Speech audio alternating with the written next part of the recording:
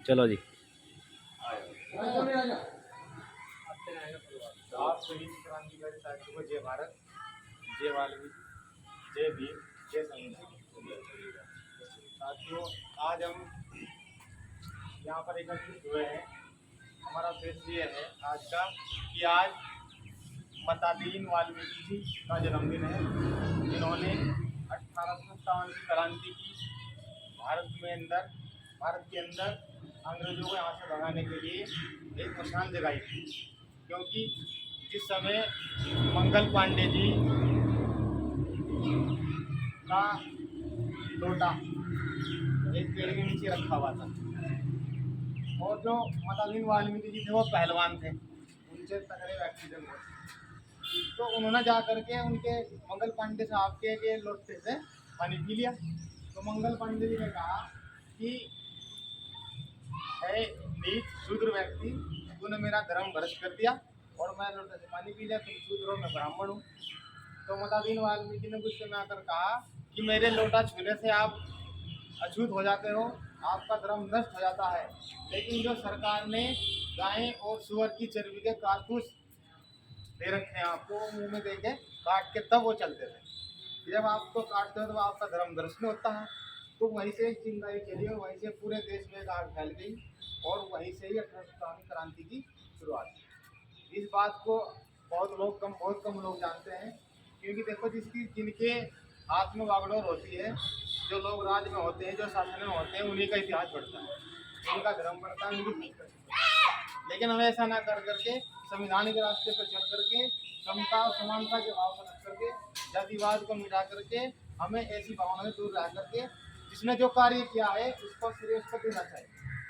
मताधीन वाल्मीकि ऐसे पहले भारतीय थे जिन्होंने भारत की आज़ादी के लिए 1857 का बिगुल फूंका, और उनका प्राण जो उनका जो योगदान था, उनके जो प्राण गए वो अपने देश को बचाने के लिए चले गए। वो जब वो पहलवानी सिखाते थे लोगों को और सीखते थे, तो कभी भी उन्होंने किसी से भेदभाव नहीं किया। वो चाहे ब्राह्मण हुआ, चाहे वो वाल्मीकि हुआ, चाहे कश्यप हुआ, चाहे कोई मुस्लिम हुआ, भारतीयता की भावना से सभी को वो सिखाते थे। और अंग्रेजों के यहाँ वो नौकरी भी किया करते थे। लेकिन अंग्रेजों के यहाँ नौकरी करते करते वो अपने भारतीयों का ध्यान रखा करते थे।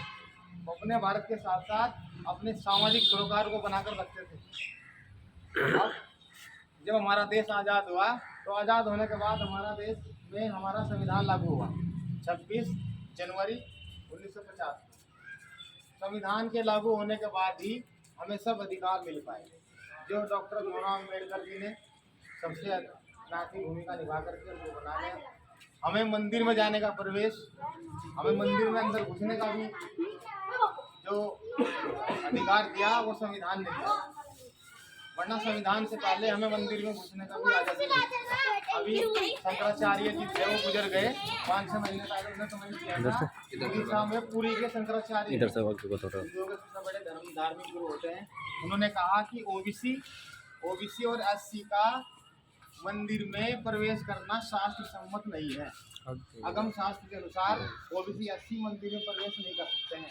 यानी आज़ादी के बाद भी संविधान होते हुए भी हमारे शंकराचार्य ऐसे ऐसे बयान जारी करते हैं, तो उससे पहले हमारा क्या हाल होगा आप अंदाजा लगा सकते हैं। तो साथियों, संविधान सम्मत रह करके आप सभी संविधान की जानकारी मताधीन वाल्मीकि, दानाभीना वाल्मीकि और महर्षि कश्यप जी, भगत सिंह जी, झांसी की रानी जी, अंबेडकर जी, ज्योतिबा फुले सैनी, सावित्री फुले सैनी, फातिमा शेख, उस्मान शेख, अशफाकुल्ला खान, इन सभी विचारों के बारे में जान करके आप भी लोगों को जरूर बताएं।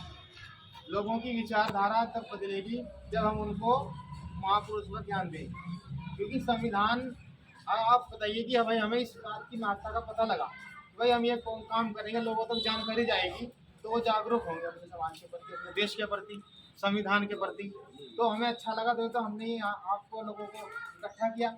इसका मतलब इसकी महत्ता हमने पहचानी, आपने पहचानी, तभी आप आए। इसका मतलब ये होगा कि जब तक हम किसी चीज़ की महत्ता को नहीं जानेंगे, उसकी रक्षा, उसकी सुरक्षा हम नहीं कर पाएंगे।